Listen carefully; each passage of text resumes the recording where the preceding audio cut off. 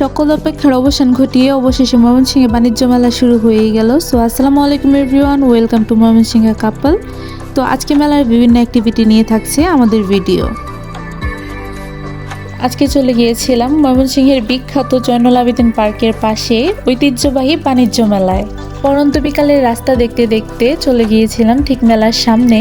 মেলার সামনে অনেকগুলো খাবারের স্টল বসেছিল, এগুলোতে আমরা পরে আসব, তাই আমরা ভিতরের দিকে গেলাম। তো মেলার ভিতরে ঢুকে প্রথমেই দেখতে পেলাম প্রচুর মানুষের ভিড়।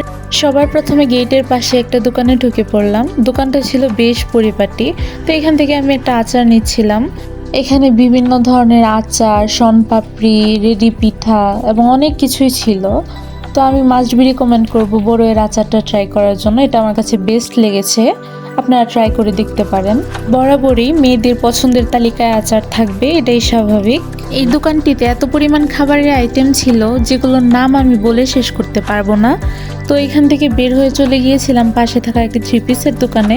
ওখানকার থ্রি পিসের কোয়ালিটিগুলো মোটামুটি ভালোই ছিল।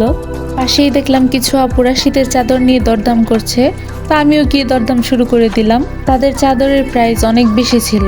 এগুলো নর্মালি 300-350 টাকার মধ্যে পাওয়া যায়, তারা 800-900 টাকার মধ্যে চাচ্ছিল। চুড়ি হচ্ছে মেয়েদের অনেক শখের একটা জিনিস। যদিও আমি এক হাত ভর্তি চুড়ি পরে এসেছি, তারপরও চুড়ি পরার লোভ আমি সামলাতে পারলাম না। চুড়িগুলো হাতে দিয়ে দেখছিলাম, বেশ ভালোই ছিল। তো ভাইয়ারা, আপনারা চাইলে এখনই এই সুন্দর সুন্দর চুড়িগুলো অপরদেরকে গিফট করতে পারেন। অনেক দিন ধরে ভাবছিলাম একটা চশমা কিনবো, তো চশমার দোকান দেখে ঢুকে পড়লাম। চোখে দিয়ে ট্রাই করে দেখলাম আমাকে ভূতের মতো লাগতেছে, তাই চশমা রেখে বের হয়ে চলে গেলাম বাচ্চাদের কালেকশন দেখতে। বাচ্চাদের কালেকশন খুবই অল্প ছিল, কিন্তু সুন্দর সুন্দর কিছু কালেকশন ছিল। ও মা, এ কি শীতের দিন, কিন্তু শীতের তো কোনো প্রোডাক্টই নেই। যাক বাবা, বড় মানুষের বড় বড় কাজ, এগুলো বুঝে আমার লাভ নেই। আমি চলে গিয়েছিলাম অন্য একটি দোকানে। দোকানটাও বেশ পরিপাটি ছিল, গোছানো ছিল, কানের দুলগুলো বেশ ভালোই ছিল। কোয়ালিটি অনুযায়ী তাদের প্রোডাক্টের প্রাইস অনেক বেশি ছিল, তবুও তাদের এখানকার কালেকশনগুলো অনেক বেশি ইউনিক, তাই প্রাইসটা একটু এক্সপেন্সিভ। তারপরেও সব কিছু অনেক বেশি সুন্দর ছিল ওভারঅল। এখানে একটা কানের দুল আমার অনেক বেশি পছন্দ হয়ে যায়, তো এই দুলটা আমি নিয়ে নিয়েছিলাম আমার জন্য। মেলায় একটু প্রাইস বেশি হবে, এটাই স্বাভাবিক। মেলা তো নয়, এজন্য এক ফুলের রাজ্যে চলে আসলাম। তো যারা নিজের বাসা সাজানোর জন্য বা নিজেকে সাজানোর জন্য ফুল নিতে চান, তারা অবশ্যই এখান থেকে ফুল নিতে পারেন।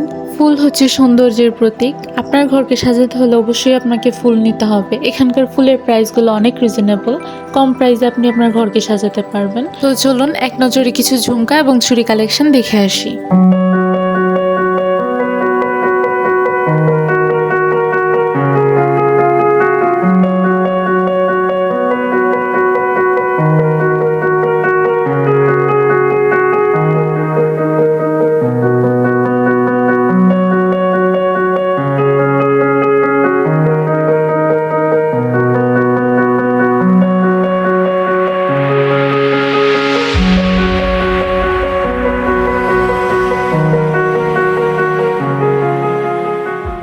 শীতকাল মানেই পিঠাপুলির আমেজ। যাদের বাসায় পিঠা বানাতে অসুবিধা হয়, তাদের জন্য এখানে রয়েছে বিভিন্ন পিঠা বানানোর সরঞ্জাম।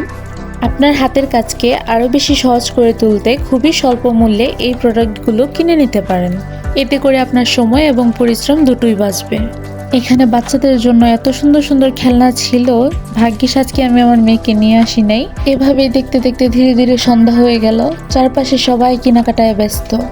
আমি আর কি কিনবো সেটা ভাবতে ভাবতে ঢুকে পড়েছিলাম একটা জুতার দোকানে। এখানকার জুতার কালেকশনগুলো অনেক ভালো ছিল, প্রাইসও রিজনেবলের মধ্যেই ছিল। চলুন ঘুরে আসি কিছু স্টল থেকে।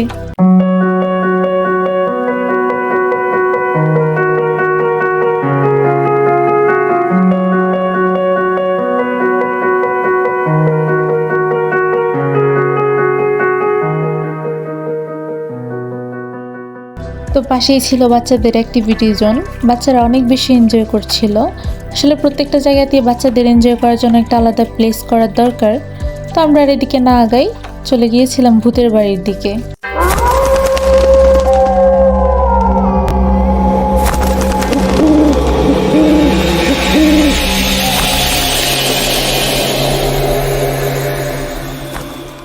তো চলুন দেখে আসি আজকের মেলার কিছু আকর্ষণীয়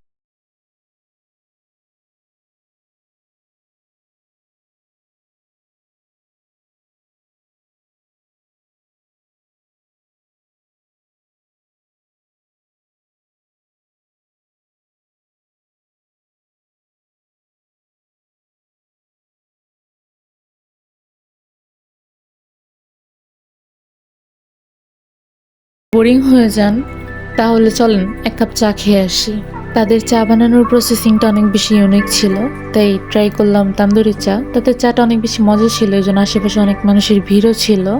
তো চা খেয়ে চলে গিয়েছিলাম অন্যান্য স্টলে। এখানে আমরা নিয়ে নিয়েছিলাম জিলেপি। যদি আপনারা মিষ্টি লাভার হয়ে থাকেন তাহলে মাস্ট বি জিলেপিটা ট্রাই করতে পারেন। মিষ্টি খেয়েছি আর ঝালমুখ না করলে কি আর হয়, তাই পাশের স্টল থেকে নিয়ে নিয়েছিলাম ঝালমুড়ি। তাদের ঝালমুড়িটা আমার কাছে অ্যাভারেজ লেগেছে, কিন্তু অনেকের কাছে ভালো লাগতেও পারে, আপনারা ট্রাই করে দেখতে পারেন। দেন আমি নিয়েছিলাম my most favourite potato fry.